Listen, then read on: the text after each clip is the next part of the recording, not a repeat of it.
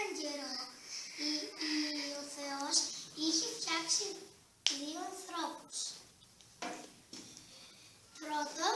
Πρώτη άνθρωπος ήταν ο Αδάμ, μετά η Εύα.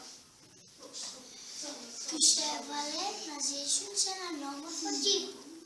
Τους είπε ο Θεός ότι μπορούν να φάνε τα πάντα, να δείξουν τα πάντα εκτός από μια μιλιά. Η Εύα, ο διάβολος, μεταμορφώθηκε σε φίδι και είπε στην Εύα να φάει ένα μήλο.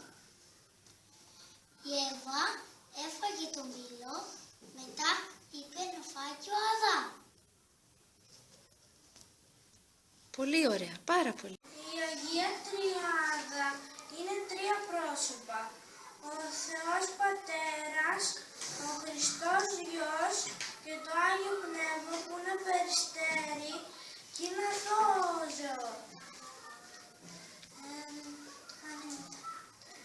Και αυτά τα τρία είναι τα...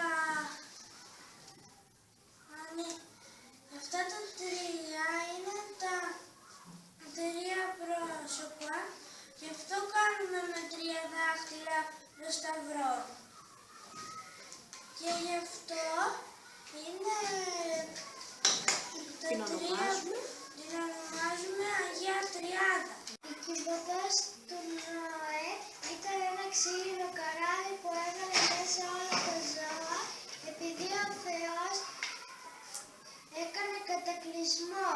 Επειδή οι άνθρωποι τον είχαν ξεχάσει και δεν έκαναν καλές πράξεις.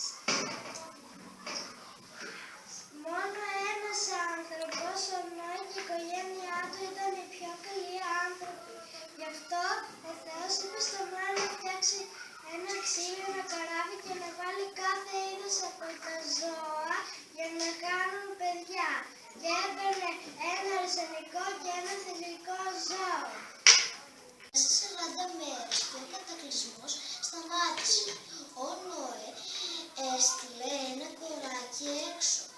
Το κοράκι βρήκε πολλά ψόφια ζώα. Έτρωγε και δεν γύρισε. Ο Νόε έστειλε ένα περιστέρι. Το περιστέρι γύρισε με ένα χαδί ελάς. Έτσι κατάλαβε ότι τα νερά υποχώρησαν.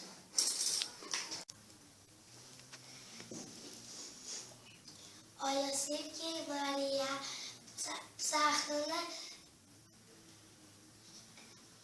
ένα μέρος για να γεννήσουν τον μικρό Χριστό. Και το μόνο μέρος που βρήκανε ήταν ένα σπηλαίο. Και μόλις γέννησαν τον μικρό Χριστό, τι έκαναν τα ζώα? Τα ζώα ζέσταναν με τα χνότα τους τον μικρό Χριστό. Και τα ζώα που Ήταν εκεί. Ήταν η αγελάδα, το κατσικάκι, το αρνάκι και το γαϊδουράκι. Ο Ιησούς μπαίνει μέσα στα Ιεροσόλυμα για να γιορτάσει το Πάσχα. Όλοι τον υποδέχτηκαν σαν βασιλιά. Όμως αυτός διάλεξε να καθίσει σε ένα απλό και ταπεινό